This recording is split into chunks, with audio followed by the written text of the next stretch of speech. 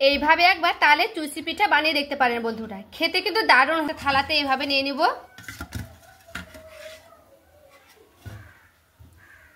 আর দেখুন বন্ধুরা কত সুন্দর ভেতর থেকে কিন্তু রসালো হয়েছে, দেখুন একবার। নমস্কার বন্ধুরা, আমার ইতালি কুকিং চ্যানেলে সবাইকে স্বাগত জানিয়ে আবার একটা রেসিপি নিয়ে হাজির হয়েছি। তো যে সকল বন্ধুরা আমার চ্যানেলে নতুন হয়ে আছেন তারা প্লিজ চ্যানেলটিকে সাবস্ক্রাইব করে রাখবেন, আর যারা ফেসবুক থেকে দেখছেন তারা পেজটাকে ফলো করে রাখবেন। তো আজকে তাল দিয়ে দারুণ একটি রেসিপি তৈরি করে দেখাবো বন্ধুরা, স্কিপ না করে পুরো ভিডিওটা দেখবেন। তো চলুন রেসিপিটি শেয়ার করি। এখানে আছে হাফ বাটি সুজি, এখানে আমি হাফ বাটি সুজি মানে 1 বাটি ময়দা। সুজি আর ময়দাটাকে খুব ভালোভাবে মানে কাঁচা গন্ধটা যেমন চলে যায় সেইভাবে কিন্তু আমি ভালো করে নাড়াচাড়া করে নিচ্ছি। এটা কিন্তু 2 থেকে 3 মিনিট ভালোভাবে নাড়াচাড়া করে নিতে হবে।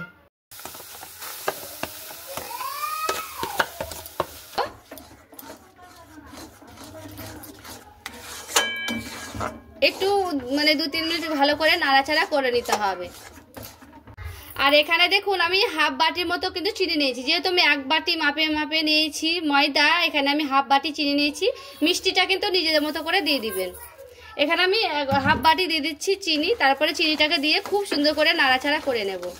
চিনিটা যতক্ষণ না গলতে থাকছে ততক্ষণ না নাড়াচাড়া করে নিতে হবে।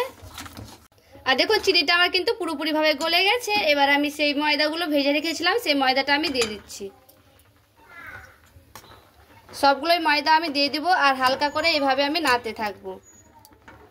ময়দা ডোটাকে একটু ভালো করে মিশিয়ে নিতে হবে, যেরকম ময়দা ডো হয় সেরকম করে কিন্তু মিশিয়ে নিতে হবে। আর দেখুন একটা ডোয়ের মতো আকার আমি করে নিয়েছি। এবার আমি একটা থালাতে রেখে দিচ্ছি। এবার দেখুন আমি ময়দাটাকে খুব সুন্দর করে গরম গরম অবস্থায় একটু নাড়াচাড়া করে নেব। এটা হালকা একটু গরম হয়ে থাকবে তখনই কিন্তু নাড়াচাড়া করে নিতে হবে, নাহলে কিন্তু শক্ত হয়ে যাবে পরে। তো এইভাবে আমি খুব সুন্দর করে একটা ডো করে নেব। তো দেখুন বন্ধুরা আমি কিন্তু খুব সুন্দর করে একটা ডো বানিয়ে নিলাম, দেখুন।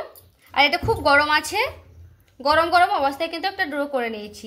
তো আমি এখান থেকে নিয়ে নিচ্ছি অল্প করে, তারপরে এইভাবে একটু করে নিয়ে এইভাবে গোল করে মানে শেপ করে নেব। এই তো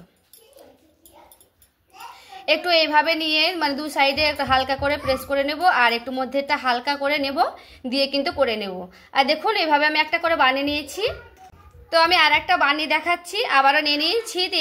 এইভাবে 2 সাইডে একটু করে এইভাবে মানে প্রেস দেবো, আর মধ্যে একটা হালকা করে দেব, তাহলে কিন্তু হয়ে যাবে খুব সুন্দর করে করানো। তো দেখুন এইভাবে আমি আর একটা করে নিয়েছি।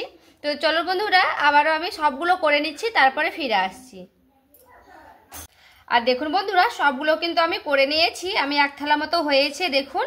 আর এই সাইজগুলো মতো করে সবগুলোই করে নিয়েছি। আর দেখুন দেখতে কত সুন্দর লাগছে। এটা কিন্তু একটু বড় করেই করে নিতে হবে, তার মানে ভাজার সুবিধা ভালো হবে তার জন্যে। এইভাবে একবার তালের চুষি পিঠে বাড়িতে বানিয়ে দিতে পারেন, খেতে কিন্তু বন্ধুরা দারুণ হয়। আর দেখুন কতটা লোভনীয় লাগছে দেখে। তো দেখুন এইভাবে আমি একটা ফুটো ফুটো থালা নিয়ে নিয়েছি, সে থালাতে আমি এইভাবে দিয়ে দিচ্ছি। এটা একটু হালকা করে এইভাবে দিয়ে দিলে হয়ে যাবে। দেখুন কি কত সুন্দর, কিন্তু একটুও কিন্তু ভাঙবে না এগুলো এইভাবে দিলে। তো দেখুন সবগুলোকে আমি দিয়ে দিচ্ছি সেই ফুটো ফুটো থালাতে, এইভাবে একটু গোছিয়ে গোছিয়ে দিয়ে দিচ্ছি যেন ভাবটা ভালোভাবে মানে লাগে তার জন্য। তো দেখুন বন্ধুরা এখানে আমি আগে ময়দা যেটা ড্র করেছিলাম সেটাতে কিন্তু ওই কড়াই আমি আর ধুইনি, কড়াইয়ে কিন্তু দিয়ে দিচ্ছি জল। জলটাকে খুব ভালো করে গরম করে নিয়েছি, আর সেই চুষি পিঠা থালাটা আমি এইভাবে দিয়ে দিচ্ছি। এবার আমি এটা দিয়ে একটা থালা দিয়ে এবার ঢাকাটাকে দিয়ে আমি ঢেকে দেব। এবার কিছুক্ষণ পর ফিরে আসছি। আর দেখুন বন্ধুরা আমি কিন্তু খুব সুন্দর করে ভাপিয়ে নিয়েছি। এবার আমি ঠান্ডা করার জন্য একটা থালাতে এইভাবে সাজিয়ে নেব। এবার দেখুন আমি এগুলোকে কিন্তু আমি ঢেলে নিলাম সেই ফুটো ফুটো থালা থেকে। এবার আমি এগুলোকে একটু ফ্যানের নিচে রেখে দেব 5-10 মিনিট, তাহলে কিন্তু পুরোপুরিভাবে ঠান্ডা হয়ে যাবে। তো দেখুন বন্ধুরা এখানে আমি একটা বাটি বসিয়েছি, আর এখানে আমি 1 বাটি মানে হাফ বাটি মাপে নিয়ে নিয়েছি চিনি। চিনি দানাটা আমার বড় আছে তার জন্য আমি হাফ বাটি নিয়েছি, আর বেশি ছোট দানা থাকলে একটু বেশি নিলে হবে। বাটি চিনি নিয়েছি তার জন্য 1 বাটির মতো দিয়ে দিচ্ছি আমি জল। জলটাকে আমি খুব সুন্দর করে নাড়াচাড়া করে নেব। আর দেখুন চিনির সিরাটা কিন্তু আমার খুব সুন্দর করে চিনিগুলো গলে গেছে, আমার চিনি সিরাটা কিন্তু রেডি হয়ে গেছে। এটাকে আমি সাইডে সরিয়ে রেখে দেব। তো দেখুন বন্ধুরা আমি আবার কড়াইটাকে খুব সুন্দর করে পরিষ্কার করে নিয়েছি। এবার আমি কড়াইয়ে দিয়ে দিচ্ছি সাদা তেল। আর দেখুন তেলটা কিন্তু আমার খুব ভালো মতো গরম হয়ে গেছে। এবার আমি সেই তালের চুষি পিঠাগুলো ভাপানোগুলোকে একে একে এইভাবে দিয়ে দেবো। দিয়ে এবার হালকা করে আমি হালকা আঁচে ভেজে নেব সবগুলোকে।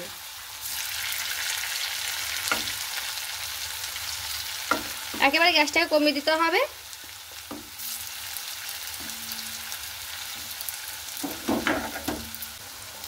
আর দেখুন এইভাবে হালকা হালকা করে ঘুরিয়ে নেব। একটা কাঁটা চামচ নেবেন, কাঁটা চামচের দিয়ে এইভাবে হালকা হালকা করে ঘুরিয়ে দিবেন। এই পিঠ ওপিঠ করে খুব সুন্দর করে একেবারে হালকা আঁচে ব্রাউন কালার করে ভেজে দিতে হবে। আর দেখুন এইগুলো কিন্তু ভাজানো হয়ে গেছে। এবার আমি উঠিয়ে নেব।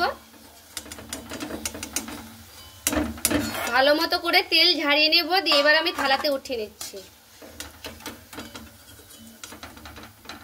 আবারও আমি বাকিগুলোকেও ওইভাবেই ভেজে নেব।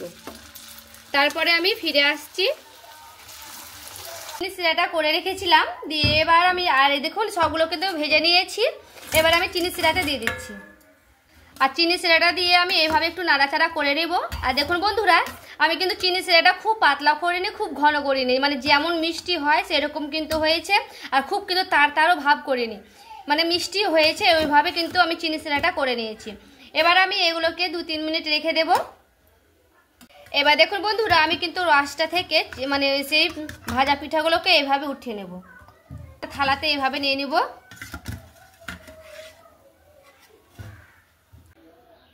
এইভাবে একবার তালের চুষি পিঠা বানিয়ে দেখতে পারেন বন্ধুরা, খেতে কিন্তু দারুণ হয় বন্ধুরা। দেখুন কতটা লোভনীয় লাগছে দেখে। আমি যেভাবে বানিয়েছি সেভাবে কিন্তু বানালে সত্যি বন্ধুরা খেতে খুবই ভালো লাগবে, আর তেতা ভাব একটুও থাকবে না। আর দেখুন বন্ধুরা কত সুন্দর ভেতর থেকে কিন্তু রসালো হয়েছে। দেখুন একবার